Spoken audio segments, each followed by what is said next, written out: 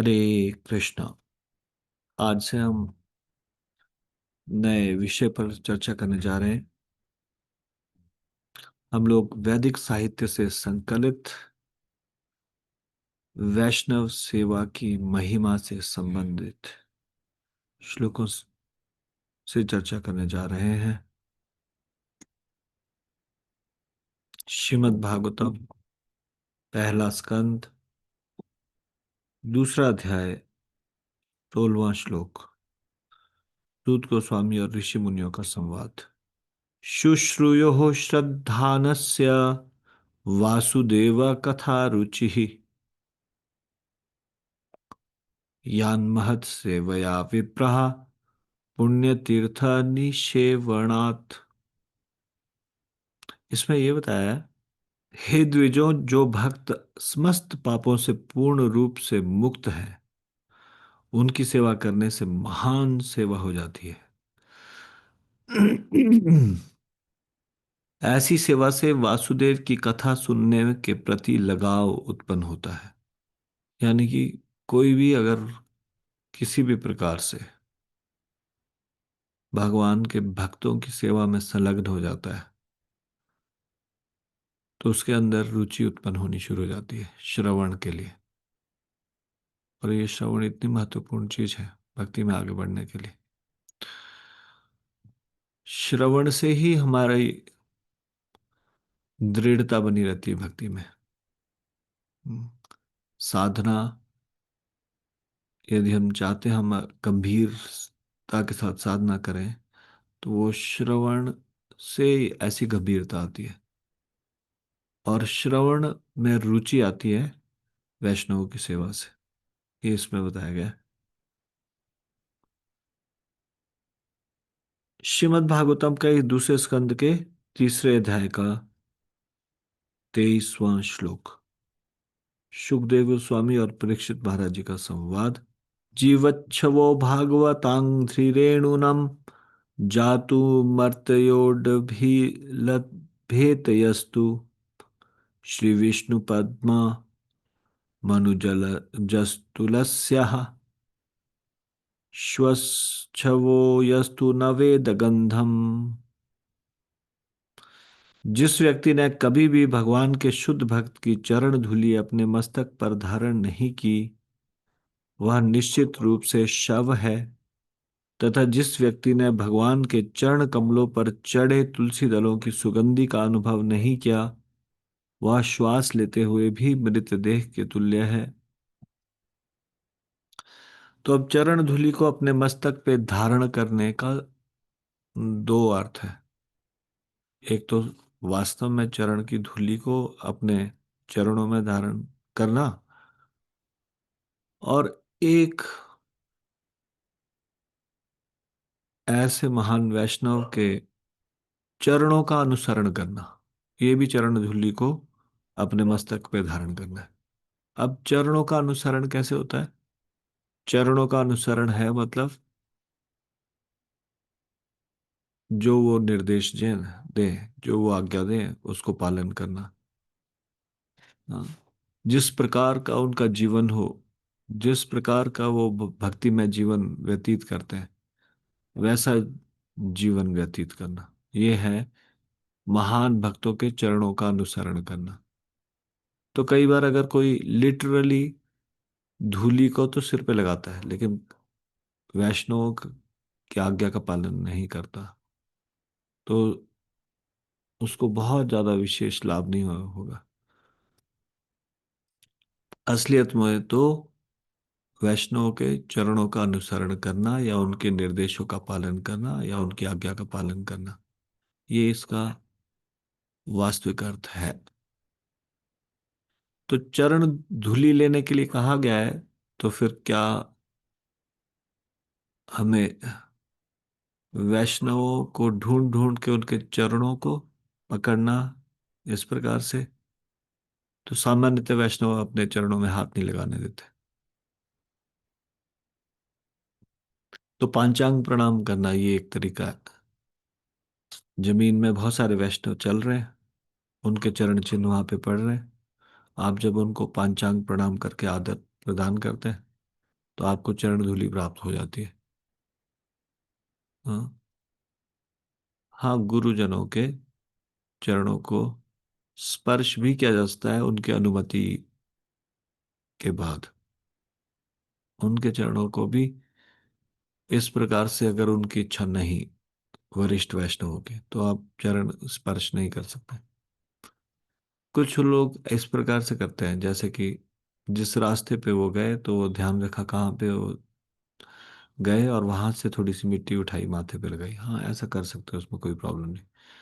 लेकिन किसी को ऑफेंड नहीं कर सकते कि वो नहीं चाहते उनके चरणों को हाथ लगाया जाए और फिर आप उनके चरणों को हाथ लगा रहे हैं। ऐसा कहा जाता है कि चरणों में हाथ लगाने से चरणों, कुछ तो कृपा वो प्राप्त करता है जो चरणों में हाथ लगाता है, लेकिन जिस व्यक्ति के चरणों में हाथ लगाया जाता है उसकी कुछ सुकृति ट्रांसफर हो जाती है उस व्यक्ति को। तो ऐसा समझा जाता है जो गुरु है वो तो सुकृतियों का महासागर है, भक्ति का महासागर है। तो थोड़ी सी बूंद शिष्य ने ले ली चरणों को छूकर, तो कुछ महासागर से कुछ ज्यादा घटा नहीं। और करुणावश कई बार गुरुदेव चरणों में हाथ लगाने देते हैं। लेकिन अगर हम चैतन्य चरितामृत में देखें तो चैतन्य महाप्रभु भी अपने चरणों में हाथ नहीं लगाने देते थे। एक बार शिवासांगन में नृत्य करते करते महाप्रभु अचेत हो गए और अद्वैत आचार्य जी ने उस अवसर का लाभ उठाते हुए चैतन्य महाप्रभु के चरणों को स्पर्श किया और उनका चरण धूलि अपने माथे पे लगाई, जो सामान्यतः महाप्रभु नहीं लगाने देते। तो जब वो अचेत अवस्था से उठे और दोबारा संकीर्तन शुरू हुआ तो चैतन्य महाप्रभु ने कहा, किसी ने मेरे चरण धूलि को लिया है, मुझे उतना आनंद नहीं आ रहा जितना पहले आनंद आ रहा था। जब चैतन्य महाप्रभु का भक्ति का दिव्य आनंद कम हो सकता है, तो हम कौन सी गिनती में। तो हमारी भी कुछ भक्ति में सुकृति उस व्यक्ति को चला जाएगी जो चरणों में हाथ लगाता है। इसलिए भक्त लोग ध्यान देते हैं उनका चरण किसी वैष्णव को गलती से न लग जाए। भक्त लोग अगर कोई चरण छूने आता है तो अपने चरणों को पीछे हटा देते हैं। और पंचांग प्रणाम, सामान्यतः भक्तों को एक दूसरे को पंचांग प्रणाम करना चाहिए। चरणों में हाथ लगाना इस तरह से नहीं करना चाहिए। कई बार मंदिर में प्रणाम करते हुए कुछ लोग ध्यान नहीं देते। अष्टांग प्रणाम करेंगे तो करना तो चाहिए ऐसे कि नीचे बैठकर आगे की ओर प्रणाम करना चाहिए। कुछ लोग नीचे बैठ के पैरों को पीछे की ओर लेके जाते, फिर किसी के सिर में लगे, कुछ भी लगे उनकी बला से। सामान्यतः वैष्णव इतने सावधान रहते हैं, उनका पैर कहीं किसी महत्वपूर्ण स्थान पे तो नहीं चल लग रहा। जो तदीय वस्तु है, जैसे भगवान की सेवा में इस्तेमाल होने वाली कोई भी चीज, चाहे वो जड़ वस्तु क्यों ना हो, जैसे कि माइक स्टैंड या फिर माइक या फिर स्पीकर या फिर कोई भी चीज जो भगवान की सेवा में लगी, उस पे गलती से अगर पैर लग जाए तो वैष्णव लोग क्या करते हैं, जैसे वैष्णवों को गलती से पैर लग जाए तो उनके शरीर को टच करके फिर माथे पे हाथ लगाते हैं। वैसे ही वो तदीय वस्तु पे हाथ लगा के उसको माथे पे हाथ लगाना चाहिए, मन में क्षमा प्रार्थना करते हुए। और भगवान के फूलों को, उनको तो गलती से भी चरण पैर नहीं लगने चाहिए। तो चरण धूलि की महिमा है। और आपने देखा होगा नवदीप मंडल परिक्रमा में जब कभी किसी गांव से वैष्णव लोग संकीर्तन करते हुए जाते हैं तो वो हाथ जोड़ के खड़े होते हैं, उनको अभिवादन करते हैं, प्रणाम करते हैं, पंचांग प्रणाम करते हैं। और जब वो वैष्णव लोग चले जाते हैं कीर्तन करके, तब उस जमीन पे रोल करते हैं ताकि वो सारी धूली उनके शरीर में लगे और वो पवित्र हो। इस प्रकार की भावना रखना, वैष्णवों के प्रति इतना सतर्क रहना, ये जो वैष्णव सेवा की महिमा है, इसको पढ़ के हम इस बात के लिए भी सतर्क हो जाएंगे कि वैष्णवों की इतनी महिमा है, तो हम वैष्णव अपराध नहीं कर सकते जो भक्ति को समूल नष्ट करता है। तो हमारी जो भी प्रवृत्ति है, क्रोध करने की, पलट कर बोलने की, ईर्ष्या करने की, द्वेष करने की, ये सारी प्रवृत्तियां यहाँ पे तो जुड़ी हो जानी चाहिए जब हम वैष्णव के साथ व्यवहार करते हैं। तो वैष्णव लोग, चाहे उनमें कुछ दोष भी है, तो भी आदर के पात्र है, क्योंकि उन्होंने, उनके मुख से कृष्ण का नाम निकलता है इसलिए। और इस संसार में सभी लोग कुछ ना कुछ अनर्थों से ग्रस्त है।